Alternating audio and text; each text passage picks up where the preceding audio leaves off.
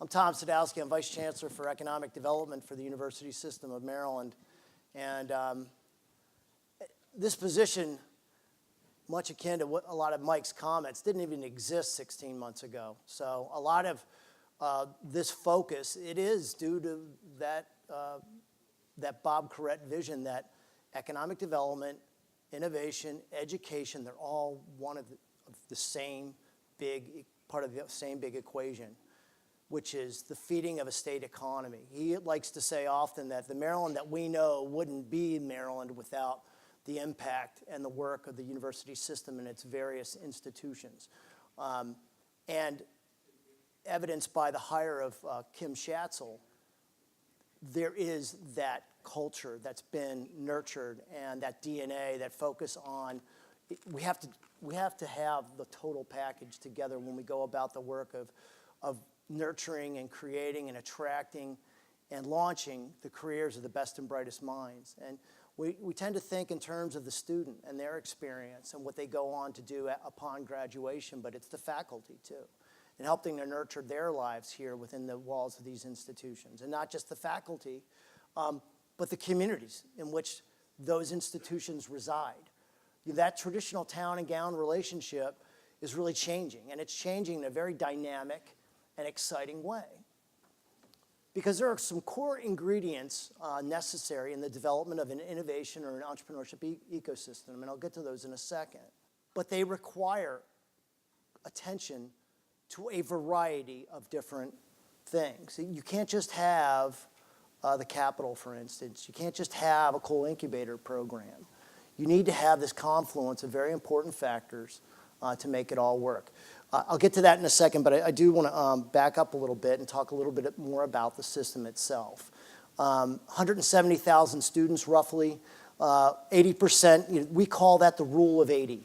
We've really been focused on what is our message in Annapolis and to our various constituents out there. We call it the rule of 80. 80% of our students come from within the state of Maryland. They're Maryland residents. 80% tend to stay upon graduation and pursue their careers or further their education. 80% of the degrees conferred each and every year in the spring are awarded by the University System of Maryland. That's the takeaway. If there's anything out there, that's the takeaway. We are a tremendous return on your investment from a talent perspective. We are the talent engine of the state. We look at, who's heard about that RFP that was issued recently by Amazon? There's been a little bit of that in the press nationally. It really was just yet another opportunity to tell our story. And in digging through the numbers, we've graduated more than 10,000 new cybersecurity professionals in the last 3 years alone. In the last 3 years, the number of STEM degrees awarded has increased by more than 10%. In the last 9 years, more than 90% of STEM degrees have been awarded. So that's really been a focus on the talent engine of this state. Talent's another one of those core ingredients, but it's not the sole ingredient. And it's how that talent aspect works with these other core ingredients, which I got to stop talking about, like in a general sense. I'll get to them very specifically, because I think it's really kind of the core of this conversation. How do we develop an innovation and entrepreneurship ecosystem? What are the real gotta-haves as part of doing that? All I can say from a system standpoint is that it is very much a priority. We're looking at $1.3 billion in sponsored research each and every year. We want to grow that. We talked about in our strategic plan growing the amount of startups that the system facilitates within its halls and walls. We set a mark of, hey, let's try to facilitate 350 new startups by 2020. We're already up to 547. So we're overperforming tremendously. But what do those startups need? We can't just keep counting the startups. We need to be more focused now on their survival. So what are their needs going forward? What are the challenges that faculty is facing in garnering more in the way of industry partnerships or federal grants?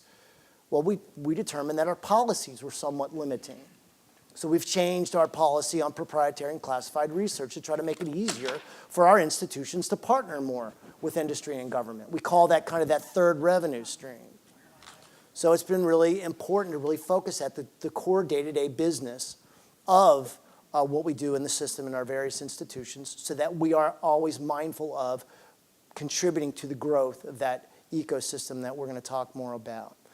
Myself, I've been a lifelong Maryland resident. I'm a UMBC grad. My brother was a Towson grad. I taught a class here at Towson at a time. So I worked here in Towson for 9 years. Sarah Trenner was a close friend and a colleague working in Baltimore County for a number of years. But look, this is a place where Maryland, it's not that big.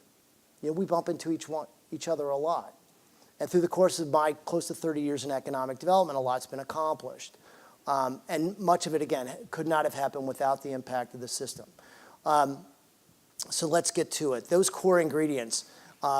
In a lot of those 30 years of my time in economic development, whether it was at a local or regional and now a state level, we went off to a lot of markets and try to kind of kick their tires and see what they were doing. Boston, Austin, Texas, Silicon Valley, New York, Detroit. We just spent 2 days in Pittsburgh earlier this week, just to kind of borrow, again, best practices. A lot of time when you go on these trips, Will Anderson was with us, you come back feeling a lot better about the place you call home. Hey, we're doing that, or we're doing some better things. But you always do get nuggets of things that if we started to do that, man, we could really be doing some special stuff. But a lot of the takeaways from these various trips relate to the development of these core ingredients. And they are as follows in kind of my note-taking over the years. You need to have the right culture. You need to have capital. You need to have the talent. And you need to have that sense of place or community. And that takes on a number of different forms, right? That sense of community. It's both a physical and it's an emotional kind of feeling.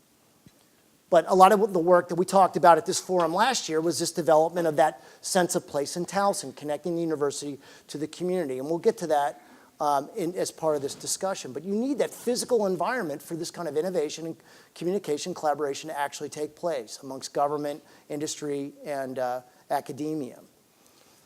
Ultimately, though, if you're not talking about what you're doing, people don't know what you're doing. You got to learn to tell your story. And that was one of the biggest takeaways from Austin. They talked about the need to celebrate not just entrepreneurship, but your success. And then connecting your rock stars and champions and really celebrating the work that they do. That's one of the things that we noticed in Pittsburgh. There seems to be this disconnect between the traditional industry leaders, education, and their startup community. They didn't feel as plugged in.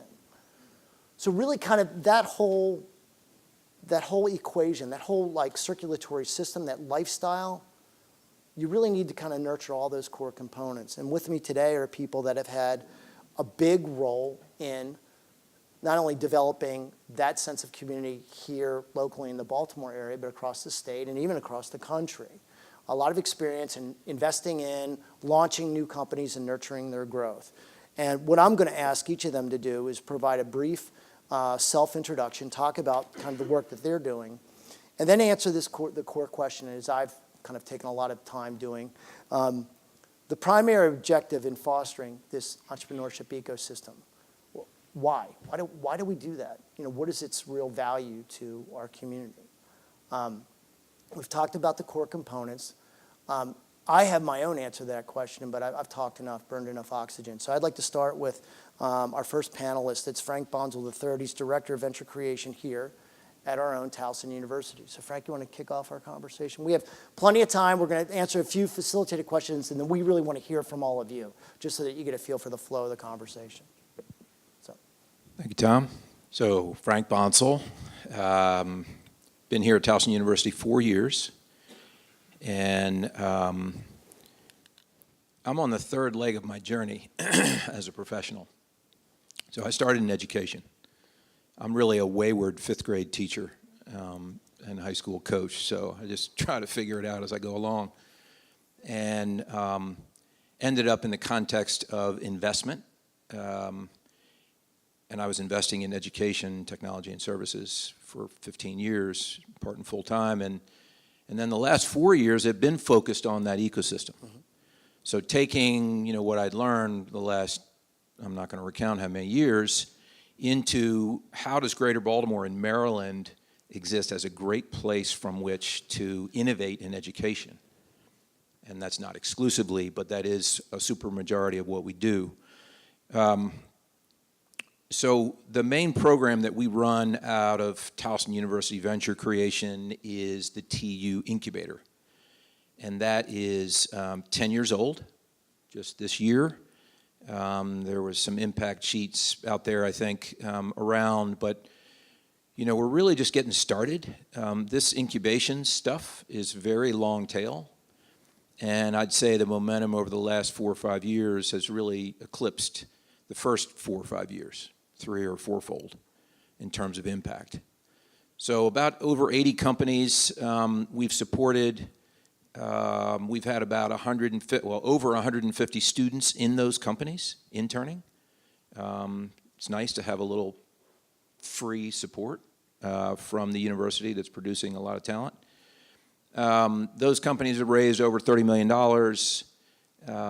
That has yielded over 1,000 jobs, which if you do all the analysis that RESI does so well, and I'm thankful to be in a division with the Regional Economic Studies Institute, you yield 150 million plus in economic impact.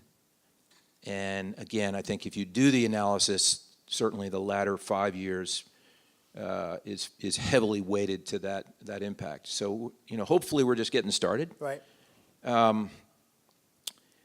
We focus vertically on education.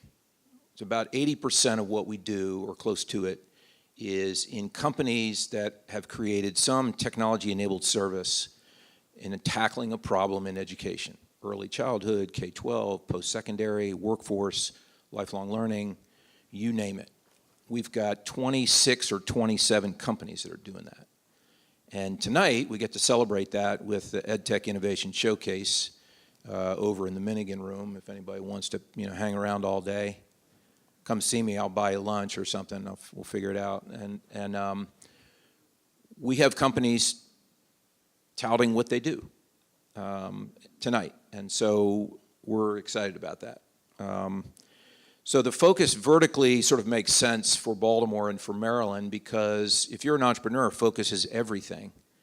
So 4 years ago, that was what we said. How do we focus? Because this sort of generalist incubation thing, maybe not be a me too, be a little more focused, and maybe it's a first vertical, but let's go get it. And that's kind of what we've done. We've got companies coming from San Francisco, Austin, Boston, Atlanta, Philadelphia, Princeton for this event tonight. Great. And these are companies that we support virtually. And so the other focus that we have is a horizontal focus, which is really just support. How do you add concrete value to these entrepreneurs and the companies that they're building? And I give us a B+, probably. Maybe we're better over the last few years. Maybe we were a B, so we're getting better. This is hard stuff. It's a lot of sweat equity. No one's getting rich doing this, but people believe in the mission. So that's my story. Very good. Very good. Our next panelist is Julie Lenzer. Julie's done this kind of work across the country, but we're pleased to have her now as Associate VP of Innovation and Economic Development and Co-Director of UM Ventures, housed there at the University of Maryland College Park. So we're glad to have her here in Maryland doing her work. Julie, what's your perspective on this conversation? Thanks. Just to give you a little bit of context, so I'm a recovering entrepreneur. I don't think you ever really recover, probably not. I'm also a recovering government appointee. That one might take a little bit longer. So I just stepped out of the Obama administration. I was the director of the Office of Innovation and Entrepreneurship. And in that role, it was really incredible because in the 2.5 years that I was there, my office put $40 million into the hands of people trying to do exactly what we're trying to do here, trying to build out the ecosystem in their universities, in their communities, trying to pull together and find ways to get the innovation, the great innovation that goes on, out into the world. And so when I had to resign by January 20th at noon, they actually had kiosks around to take our badges and our laptops and everything. I was really open to what I wanted to do, and the opportunity came up at the University of Maryland in College Park. And having been around the state for a number of years, I'm not a native Maryland, I'm native Texan, but I've been here now probably longer than I was ever in Texas. And one of the things that I thought, so I was a co-founder of Startup Maryland. I was on the bus for the first 2 years, and we would take the bus around and we would see, kind of what's going on across the state. And College Park was always this great academic institution with good research, but when you thought about it from an economic perspective, it was like kind of under the radar. And so I felt like it was hitting way below its weight class in economic and social impact. And it's not that there's not great things going on there, it's just that we're not getting them out into the world. And so when I met with President Lowe, he reiterated what he was really looking to do. He had just been, for the past few years, working on an initiative called the Greater College Park Initiative to create a place, because College Park never had a place. People would go to school there in spite of the town, certainly not because of it. So I was fortunate in that when I joined last year, December of last year, there was about $1 billion in development going on off campus and another $1 billion going on campus. And that was before we got the $219 million gift from the Clark Foundation that was just announced That was a 2 pretty weeks special ago. day, yeah. You don't get that every day. Right. Not that I'm getting any of that money, but that's okay. It's feeding the ecosystem, which is what we're talking about here. And so what I noticed when I went around to a lot of our grantees across the country, and I did some work at the international level, was that there were some key ingredients, as Tom alluded to or was talking about, that really build out this ecosystem. And it's not something that if you do A, then you do B, you do C, and then poof, everything works. Right. It's not that simple. Right. It's more of an art and than a strict science. And so, but one of the things that I noticed that was missing at Maryland, in addition to all of the things that you talked about, we had great talent, we've got great research, but we don't have that ecosystem. And by ecosystem, I mean places for people to collide Right. and to make connections. The capital, I believe, will start to come once you build the deal flow, and then you have to get the word out about that deal flow. But then we also were missing corporate partners. The best capital for any business is a paying customer. And we have done a crappy job of bringing customers to our startups, even if they're not going to buy from our startups. And I know this is one of the things that I love about what you're doing, Frank, because you're bringing your education connections and background and focused on that cluster and bringing in potential customers to your startups, so maybe they're not going to buy from you, but they can at least tell you if what you're doing is worthwhile and if it's really needed and if somebody would pay for it. Because at the end of the day, an idea is just an idea unless you get it out in the world. You find a customer that's willing to pay for what you have to offer and an amount that you can actually make a profit. Otherwise, it's just still an idea or a hobby. So I could go on about that, but I think that's really what we're focused on in College Park is how do we connect the ecosystem not only in our own university, which has a lot of resources for entrepreneurship that are distributed. How's that? Is that a political way to say it? That's a good way to say Yeah, it. yeah. They're siloed a little bit, but then also across the region. And so Frank and I have been talking about if we have EdTech or education-based startups, sending them to the ecosystem here. Because at the end of the day, why would we recreate that? It's about how can we leverage our assets and our strengths and help each other to succeed, because that's how the state's going to end up being, that we have great stats and innovation, but if you look at that innovation means research, it doesn't mean translation. Right. And that's where we're really missing the gap. I think it's an important point. I mean, because you look at, if anybody's on the outside looking in, they would say, oh, look at their proximity to DC, the nation's capital. You have all those federal agencies. And if I've heard it once, I've heard it 1,000 times, the criticism is about our reliance on the federal government. And, look, I mean, that's true. But in the era of the sequester and downturn in federal spending, I like to look at that in terms of, an era where necessity has now bred invention, where with less in the terms of federal resources, we've had to get more entrepreneurial, more innovative in our thinking. And what you're describing is the exact path that innovation has to travel right now. It needs to be a collaborative effort because no one entity, not industry, not government, not academia, can afford to pay for it all on their own. So you're right. I mean, having that kind of a collaborative relationship and that physical environment for it to take place is really important. You're doing important work there at College Park. Keep reminding me of that because it's really hard. Nah, But it's really interesting to your point of our $550 million in research, 3% of that is from the private sector. Wow. That's nothing. Wow. That is nothing. Well, there's an opportunity, right? Got no place to go but up. So get to our next panelist who has a long time in private sector experience investing in these companies. The system and its various institutions, we just launched our own early stage investment fund called the Momentum Fund. It's $10 million of system resources, and And then we are in hopes of building a network of 15 million, if not more, in private sector resources. So $25, $30 million is our hope for the establishment of a fund to actually put our own skin in the game to invest in our companies, because we need to attract more capital. And with us today is Anthony Williams. He's the Vice President and Senior Investment Officer with Meridian Management Company. We think we're taking the right step in that regard, but what do we need to do more to get that capital flowing in the state? So, everyone knows that lack of access to capital is and has been for many years the challenge. right. And MMG, which is Meridian Management Group, we've been around since 1995, really with the objective of trying to be a creative force in creating capital for underserved communities, the small business community, the minority business community, the women business community, the veteran business community, all here in the state of Maryland. And so our story, kind of parallels the need, and I think some innovative efforts that have happened over the years and that continue to happen in order to generate capital for certain businesses here in the state of Maryland. Right. MMG was started in 1995, and the principals of MMG were actually former employees of the state that were managing the Maryland Small Business Development Financing Authority.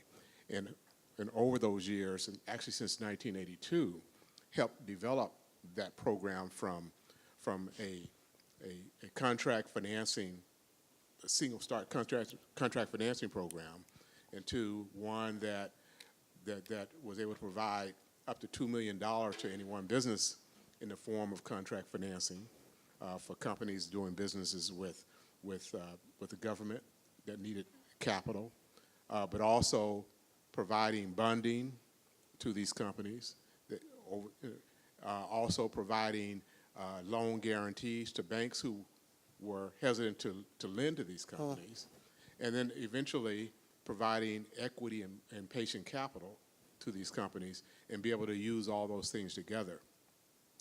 And that evolved over years of legislative enactments and working with the Department of Commerce and working with legislators to identify the need for capital and then address that need for capital.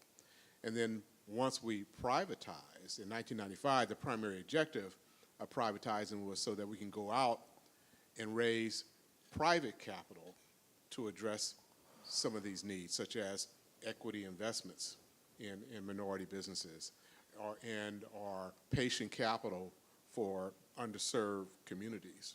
So we were able to create what was called MMG Ventures and SSBIC, create Community Development Ventures, a nonprofit that ultimately became a CDFI, and leverage private capital and federal dollars and state dollars in order to provide more capital to these targeted businesses. And then beyond that, more recently, we played a very active role in helping to come up with what is now called the Video Lottery Terminal Fund, and the innovation around that, because Maryland is the only state that uses receipts from the video lottery machines from the slot machines to fund business. Okay? And we're fighting to keep those dollars now. It's become a lucrative source of funding. We now manage one of the funds associated with that. There are about 8 other fund managers, but that's because there's capital now available through the Video Lottery Terminal Fund program. And so, but it's the innovation around creating that that has made Maryland unique. And the bottom line is that Maryland is unique in many ways. It is one of the few states that provides the type of capital through the Maryland Small Business Development Financing Authority program that it does. Lines of credits, term loans, direct loans, patient capital, venture capital, bonding, even the Maryland Venture Fund. That was a very unique effort that we worked collaboratively with the state to raise about $85 million from insurance companies to seed venture capital here in the state. So the point is that we have been for many years and continue to be a part of the discussion, dialogue, and the managers of programs that are designed to raise increasing amounts of capital for underserved businesses here in the state of Maryland and deploy that capital in a way that results in, you know, job creation and economic benefits to the state. And we have worked with RESI over the years to document that progress. The capital that is deployed, we use RESI to do analysis of how the economic impact, what the economic impact here is in the state of Maryland. And that, of course, supports continued growth of these various innovative efforts. So MMG is a part of that. Of course, we work with, you know, all types of entrepreneurs. We do quite a few deals each year. Just with Ms. Biff alone, we average about over 30 deals a year.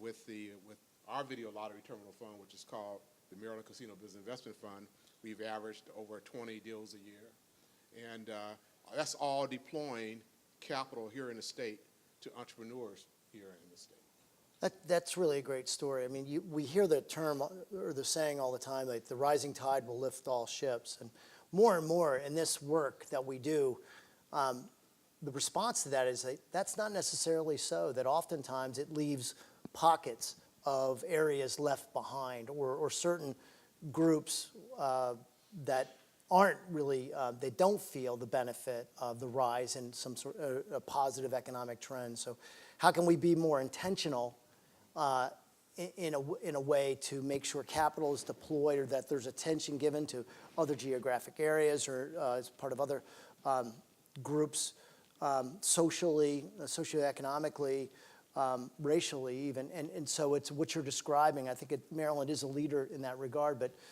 it gets to my next question. What could we be doing more of? I like, you know, Julia will come back along the line. What could Maryland be doing more to help encourage? We talk about tax incentives, you know, lending programs, so forth. Is it marketing? In your mind, what is that one big missing ingredient or that area that could really move the needle? I think connectivity is a big piece of it, and there's those of us who are trying to do it kind of from the grassroots, but I've never heard about these programs that he's talking about. I have entrepreneurs on campus, you know, that should be, Prince George's County, I'm going to guess there's probably a lot of opportunity there with our small business community. And I'm sure you're probably tied into other places in the county, but at the university, I don't know how much you work with universities, ecosystem, or entrepreneurs. So there's a lot of things, I think, out there that we don't know about. And, you know, I think getting together a common story and doing a better job of telling our story, even just as a state, because when I was out of the country or when I was, you know, in other parts of the country, people don't get who we are and what we have to offer. Right. And so, you know, hopefully this big Amazon proposal helped people, but we still didn't come together as a state because each jurisdiction worked on their own proposal. So, you know, that to me is not a great sign of us coming together and pooling our resources. Not to say that we should have just picked one place and gone after that Sure. as a state, but we could have worked better together in understanding and really leveraging our assets in each of our locations. So, you know, I'm not very popular at University of Maryland in College Park when I say we've got a cybersecurity startup and I say, well, they should go talk to UMBC. Guess what? That's where they're building that ecosystem. That's where they have the mentors and advisors around cybersecurity. I could go and build that myself, but what a waste of time. What a waste of time. We should stop recreating things because we want to have ownership of it and we want to put our name on it, and we should figure out how to leverage each other's assets. So in that sense, we're looking at ecosystem in a whole nother way, in a much broader perspective. Excellent. Frank, what do you think? Yeah, I think we need a higher tent pole in all kinds of arenas. And so I think traditionally we've thought about policies as being bound by geography, and we need to stop thinking that way. And when you think about a cluster of cyber companies or healthcare IT companies or life science companies or education technology companies or ad tech companies or whatever the discipline might be, you've got to get up to a place where you can find the best assets and the best nodes within that entire ecosystem and get access to them, not be told, no, you need to do it here. And I think that's what Julie's talking about, and we certainly do that too. I mean, and we're not the be-all, end-all. You know, our focus is this education innovation sphere, but, you know, we know what we know. Hopefully we know what we don't know, and that's what you look for in an entrepreneur. But I do think that we need to think about taller tent poles. The Amazon bid, that's a taller tent pole. Right.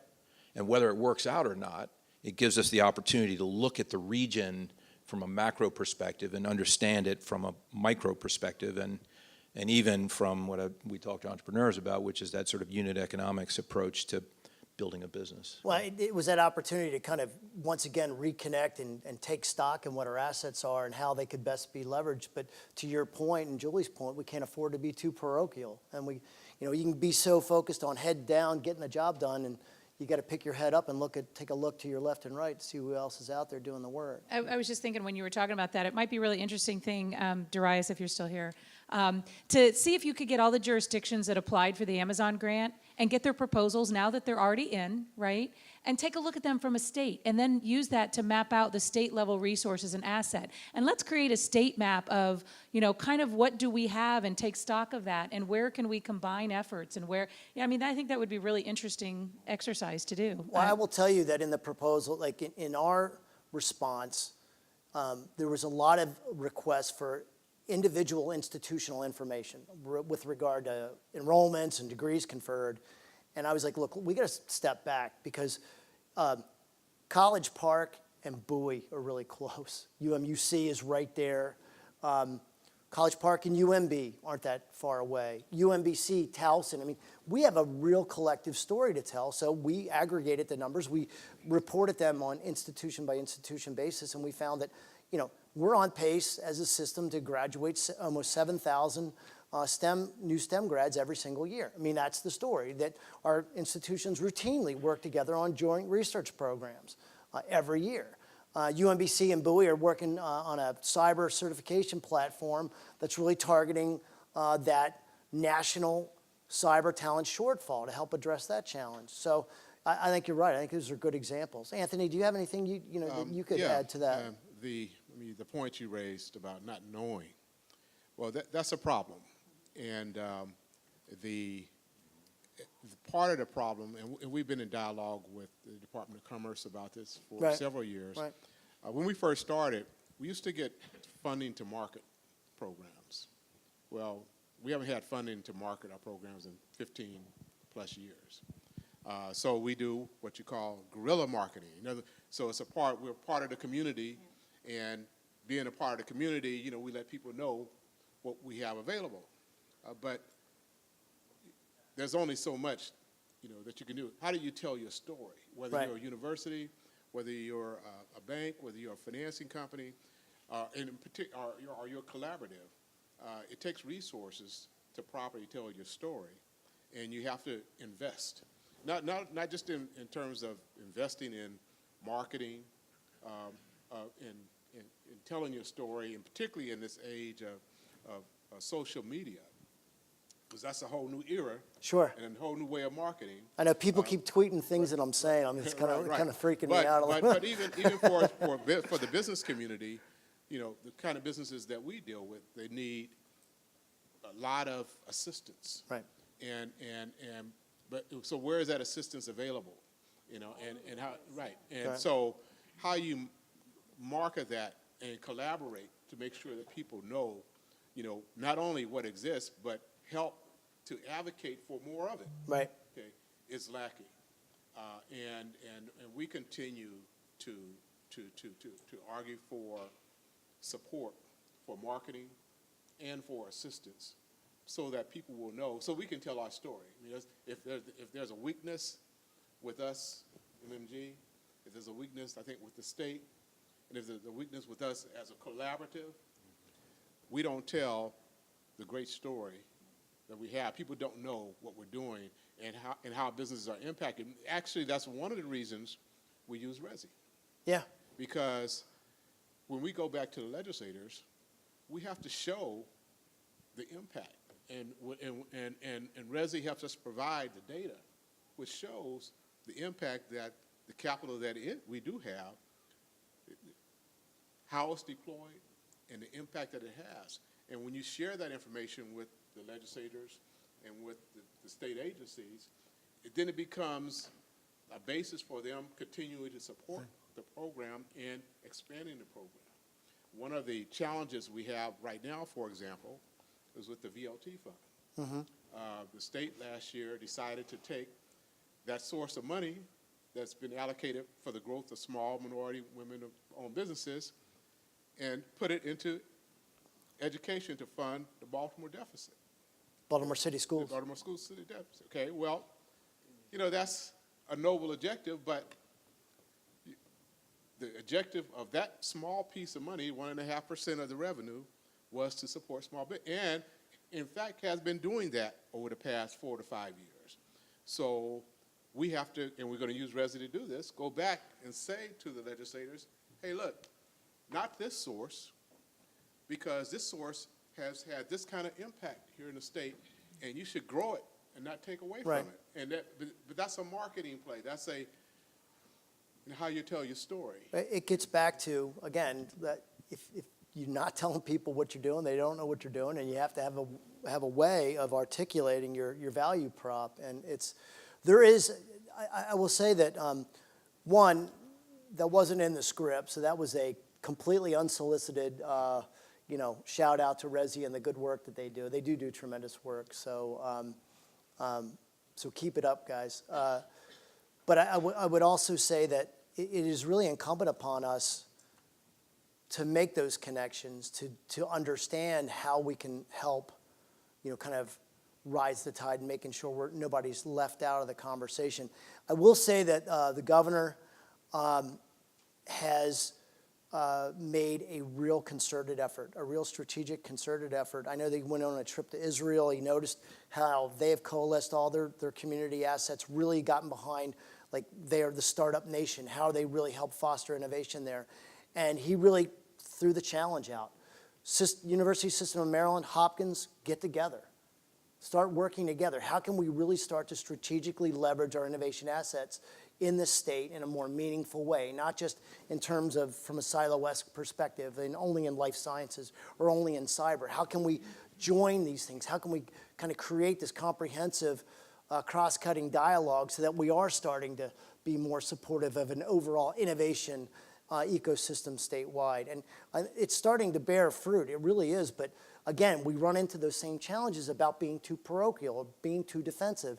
And well, if we work with them, then they'll get our share of the pie. And but then the message has to be in response. It's not about the existing pie. It's about baking a bigger one.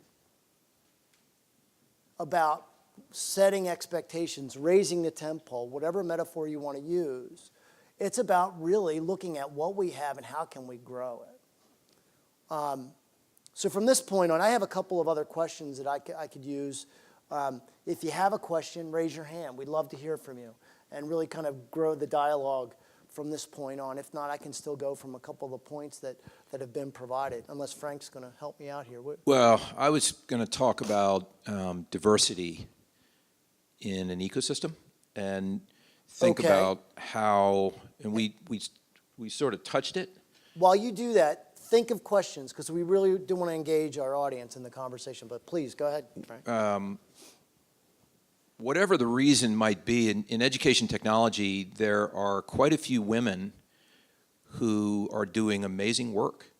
And at the incubator, 55%, or maybe slightly more, of our companies, and I think we're 33 or 34 companies, 55% of the founders are either women or founders of color.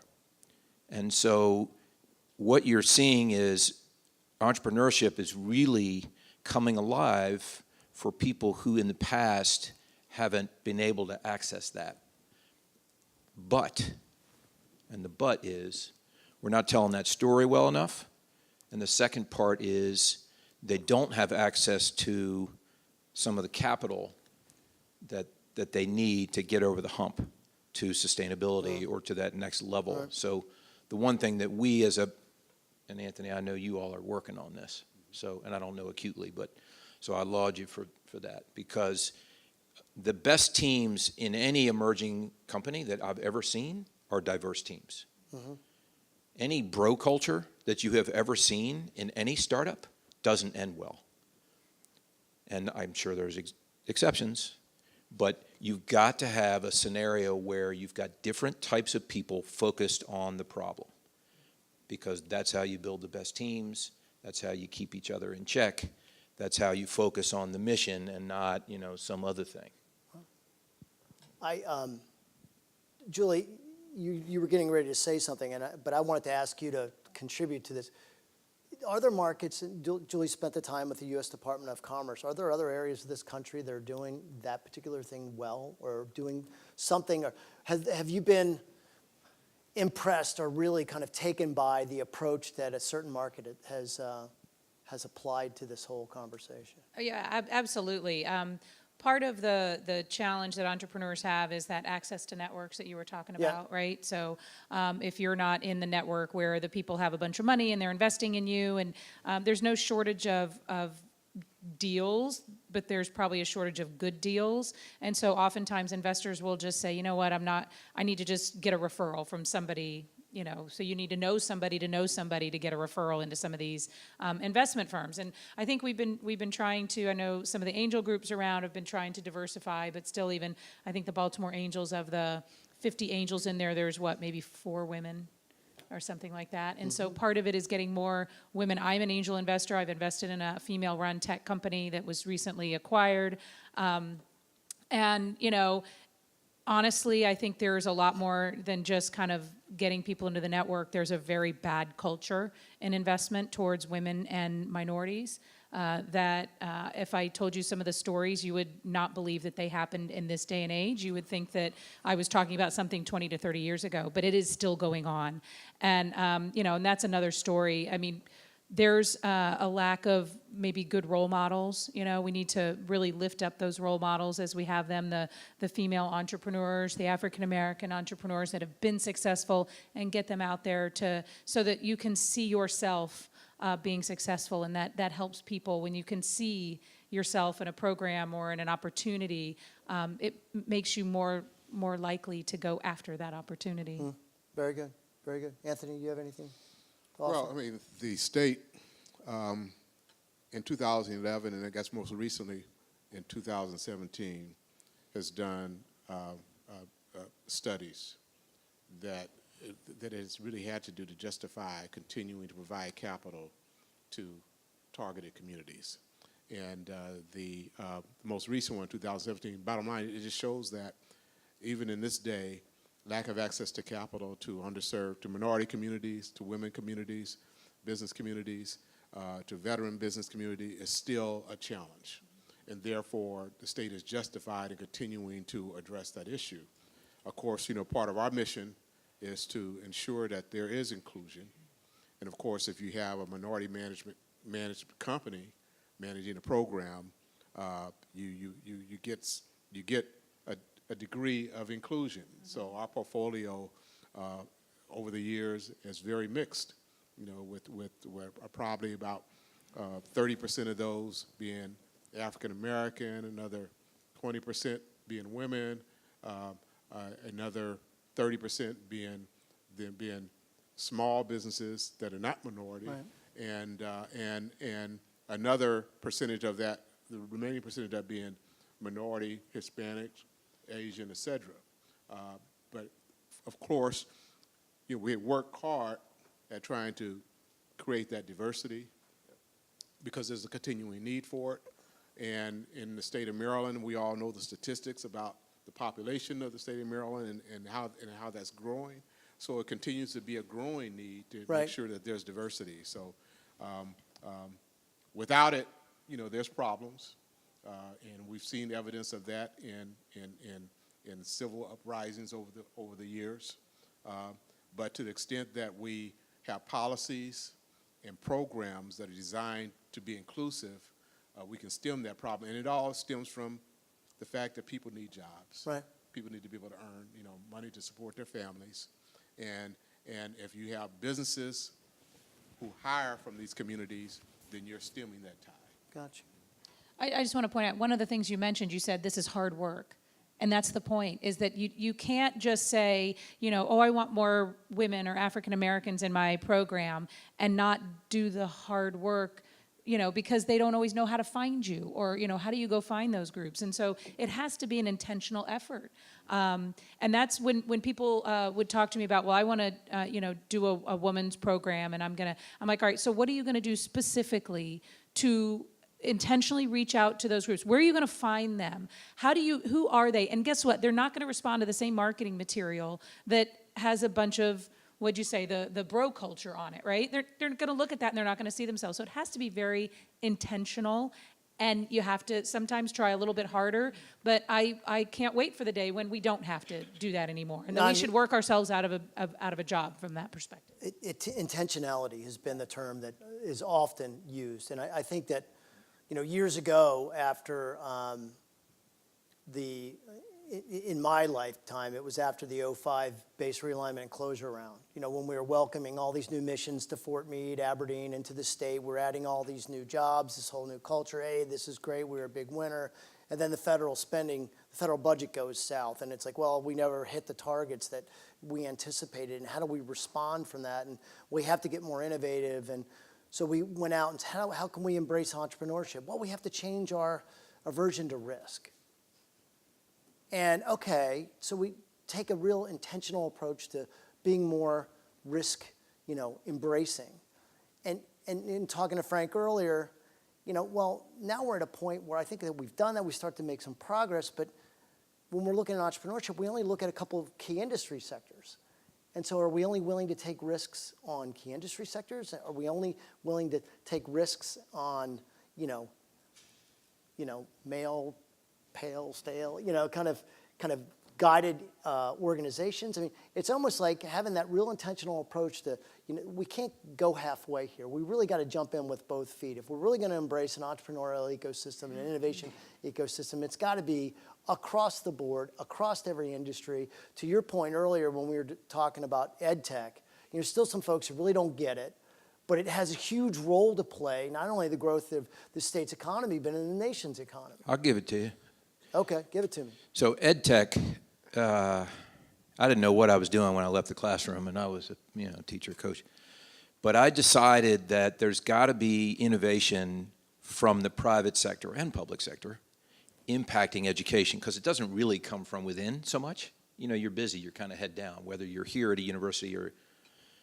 So I've been a part of investing a little over $20 million in companies that have been positively impacting education, well over 20 million end users. Uh-huh.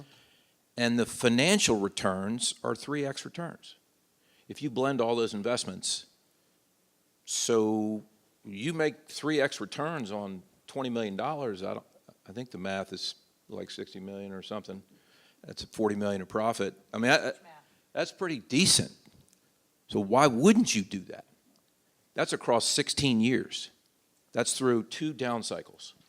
So I think that, people are not aware. It's hard, but, if it was easy, everybody'd do it, right? I mean, that's what we do. There's nothing easy about what entrepreneurs do and what entrepreneurship ecosystems do. Look, at the end of the day, all of this is really important to building a very, very vibrant, diverse, and dynamic and sustainable ecosystem. Why is that important? Well, with these startups, there's another rule of 80 that applies. 80% of those companies who receive funding and mentorship and support from a various community, 80% stay in that community. That's a great talent retention and development strategy. A small business, we talk about small businesses being the engine that drives job growth. Well, only if they stay in business.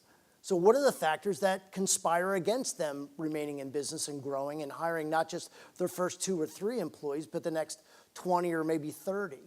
So all of this goes to the larger conversation about, the vibrancy of your entrepreneurial ecosystem. It's tax credits, it's lending programs, it's marketing and networking programs, it's mentorship. So it is all of those things. It's an all of the above kind of a discussion. And where we are at various aspects of that discussion, you could debate that, but at the end of the day, it all needs to be focused on. Let me just add to that the notion of risk. When you are attempting to diversify and be inclusive, and you're dealing with startups, you're dealing with early stage, you're dealing with entrepreneurs who are the first time into a sector.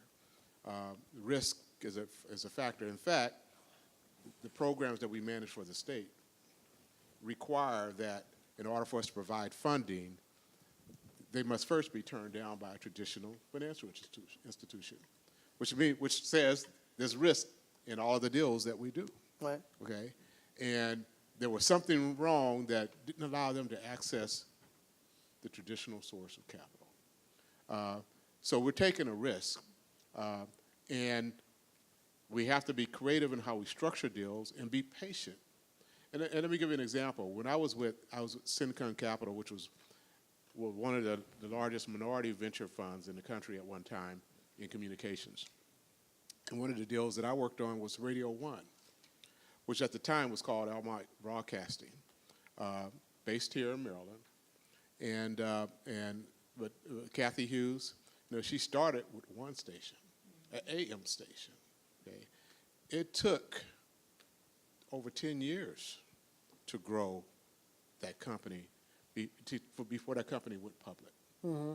So we had to stay with her. We had to grow it over an extraordinary lengthy period of time and go through a growth process with her from being one AM station to being an AM FM station to being 3 stations in the Washington, D.C. area to then growing it in Maryland, then to ultimately growing it nationwide, and then doing a public debt raising, and then doing a public financing. But it takes time. Patience, yeah. Patience, right, to grow these types of deals. Normally, venture capital want to be in and out in 3 to 5 years. Well, we had to stick with her for over 10 years. Yeah. Okay. So that's an example of the kind of transaction, the kind of deals, and the kind of patience that's required to grow companies if you want to be inclusive. So that gets back to being committed to something. It's not it's the marathon, not the sprint. Let's hear some questions from the audience. Yes. We know that we live in one of the most educated states in the country, but we're not yet at half adult population with some sort of a post-secondary degree. So what does the entrepreneurship space look like for folks who are non-degreed, who need that capital investment? Many of whom are in the Baltimore area, maybe members of minority populations. How do we start encouraging non-degreed individuals to become entrepreneurs? And for the benefit of everybody else, can you announce yourself and the organization you're with? Sorry, I know you. I'm Christine Collins. I used to be here at Towson. I'm a proud grad school alum of Towson, and I am now with the Maryland Chamber of Commerce in communication. Excellent, thank you. Who wants to tackle Well, that we one? just got a $31 million investment from a non-college graduate named Brendan Arib, who co-founded Oculus that he sold to Facebook for, what was it, $2.3 billion or something? Give or take. Something like that.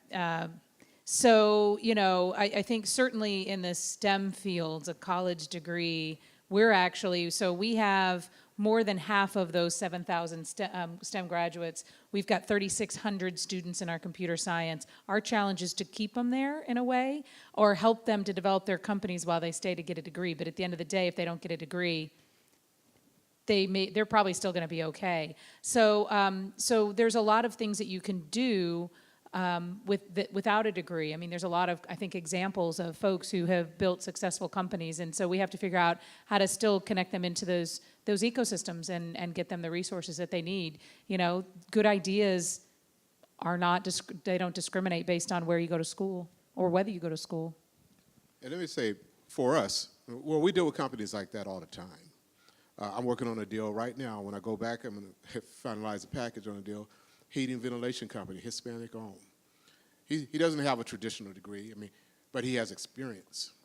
He was from Honduras. He learned heating, ventilation, air conditioning systems there, and came here and got experience and built his business. And he's grown in 3 years' time from less than $1 million to about $8 million. So he's a non-degree person from the traditional sense. But there are a lot of entrepreneurs like that. Mm-hmm. But the key is experience, your capacity to deliver whatever the services that you provide, and coming up with creative ways to assist them when the bank says, no, we can't fund you right now. So that happens a lot. There's ways to do it, but it depends on the field in which they're involved in. But the key is what kind of experience do they have. So, agree with all that. Wish we had $30 million or whatever you got down at UMD and here at TU, but we haven't yet. And so, we are producing entrepreneurs out of this post-secondary institution. Your question is really prior to that. So what is our K12 system, I guess our formal system, doing to induce entrepreneurship? And the answer is not a ton, but 3 seats away from you is somebody that can give you insight into some of that. And so I think there's small drips, and I think here in the greater Baltimore metro and maybe beyond, there are success stories there. And it probably isn't coming out of vocational education, it's coming out of the outside looking in and finding ways to have the system be entrepreneurial. I know I'm on the board of the Girl Scouts of Central Maryland, and one of the things that we do, I joined there to get more STEM for girls, but you think about their cookie sales. You want to talk about entrepreneurs. There are girls that have sold 5,000 boxes of cookies, and that's not because their mom or dad took it to the office and made other people buy it. There's some real entrepreneurial hustlers out there, and we just did a program last summer where we brought girls from affected neighborhoods in Baltimore City, and we came into the city and brought them to the facility near Owings Mills to do day camp during the summer to teach them some of the, kind of get them excited about this, and then how can we keep them engaged in these types of programs that continue to help them help themselves, teach them to fish, help them to elevate their success rate or their prognosis for success in life. Just by way of clarification, the person 3 seats to the right is Kim Fabian with Junior Achievement, of which I think that's one of the greatest organizations going on. I mean, their time is definitely coming around again, teaching kids, career readiness, entrepreneurship. So I just happen to be chair of their board. So but that's incidental. All right, other questions? Let's hear from some other folks in the audience. Yes, sir. So Frank Strieber with PSA Insurance and Financial Services, and also sit on the board of the chamber with Tom, and thank you guys for being involved in the chamber as well. So for me, I think Julie hit it earlier. I think it's connectivity. I think it's network. So I kind of look at the whole ecosystem, and I think what you guys are doing is awesome. But working backwards from the entrepreneurial side of getting financing and everything else, like that connectivity and connection is broken down. There's so little interaction between the business community and the entrepreneurial and the educational networks that it's broken down there. And then through my experience of working not only in my own profession, but working through the chamber and connecting with many companies from healthcare to construction to manufacturing to financial services, when I go in front of them and I'm asking their C-suite, what is your single biggest challenge? And the number one answer is attracting and retaining talent. Getting them in. And just getting talent that will show up so that we can train them and bring them up. So, I look backwards, deeply involved with the Boy Scouts, really involved with kids coming out of the Science and Math Academies. These kids have everything going for them, yet they don't have the connectivity and the network to connect even to some of the higher educational opportunities, the scholarships. They don't have the networks when they're coming out of one of your institutions to connect to the best opportunities. And I look at that and go, if we can't connect, you know, an Eagle Scout or a Science and Math Academy kid, like what can we do to help these local businesses? And, you know, just one level deeper to have you guys think about this on a bigger scale is, like, every single core position I go into and they talk about the challenge, I'm like, well, what are you doing? Each one of them has a one-off program, either from a school or a foundation or an institution to raise up talent, bring that talent into their organization. But ultimately, not all those kids are fit. And so these kids that come through a single pipeline have been identified, have been vetted, yet once that one institution lets them go, they're off the radar. They don't have any network. They don't even have a resume. They're gone. It's just a lost opportunity. So I would love to think about, from a collective standpoint, what can we do from a connectivity basis to work backwards from connecting entrepreneurs through schools, Right. from schools to these kids coming out of the Science and Math Academies and going, if we can get this right for these kids, learn their lessons, then what can we do for the kids who don't have all these? It's an interesting challenge, isn't it? Because we talk about a time when we're at what, in terms of unemployment? We're in the 4% range. I mean, we're almost at statistical full employment. And yet we talk about all the jobs that are still available in cyber and this opportunity. We need more small businesses and so forth. And it's really kind of, I know from an institutional basis, it's really this concerted intent to encourage interdisciplinary studies and collaboration. So I know UMBC is getting ready to launch a new program where a data science minor will be available to any, any major, throughout the institution. Try to encourage that kind of collaborative kind of thinking. But it's now not just enough to think about it within an institution, within a 4-year construct, or even at a community college level. It does need to go deeper. So maybe that's something we talk about at JA. Yeah, go ahead. So I'll give you an example. One of the companies that is pitching tonight at this EdTech Innovation Showcase is not a Maryland-based company, but we are supporting them. They're an Austin, Texas-based company called Nepris. And what they do is bring professionals from a whole slew of industries into the classroom in synchronous ways. So students can engage with these professionals that are real. And they can go through Q&A and they can have that sort of induced intrinsic motivation, and there's ripples of learning around all of that. So finding ways to bring that knowledge into the classroom, I think, is a big deal. Well, look, and not every kid plays like rec sports either. I mean, I keep talking about where are the other opportunities to reach kids after school, on the weekends, and other kind of organized or structured, or even less structured kind of programming. I think it's out there. Anybody, one last burning question before we close? Yes, sir.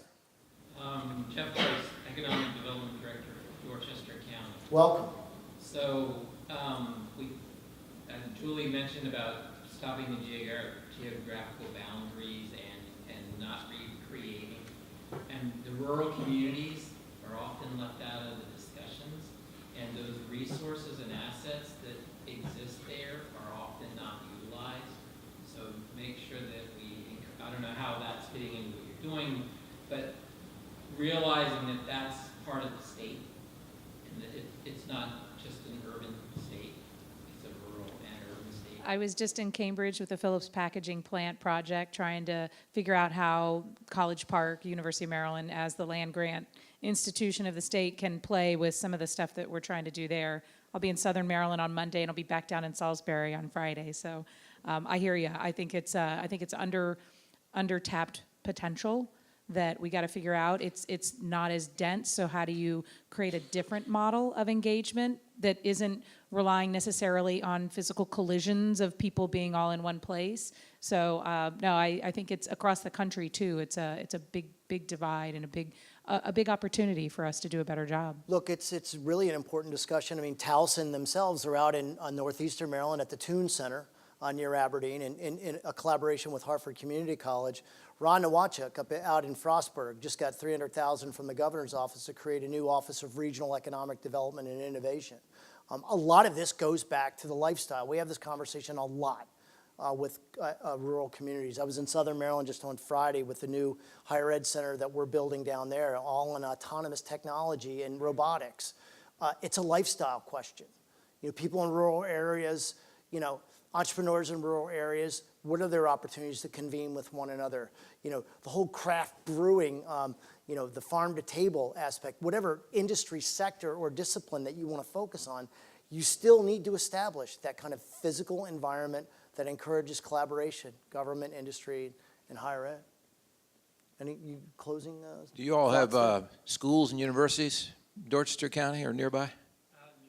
Nearby. Okay, so there's ways to take place-based activity and drop it into other places and have that be a catalyst for innovation.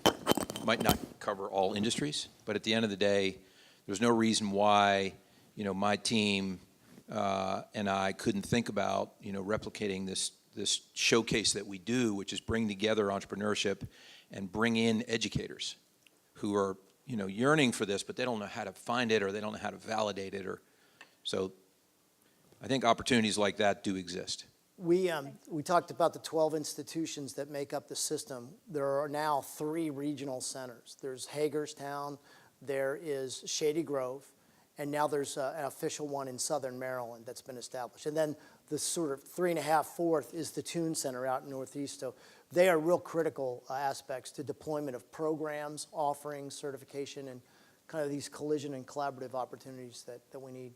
That's all the time we have. Kind of went pretty, you know, quicker than I anticipated, but we'll be here to talk afterwards. You have our contact information. This is an ongoing conversation, right?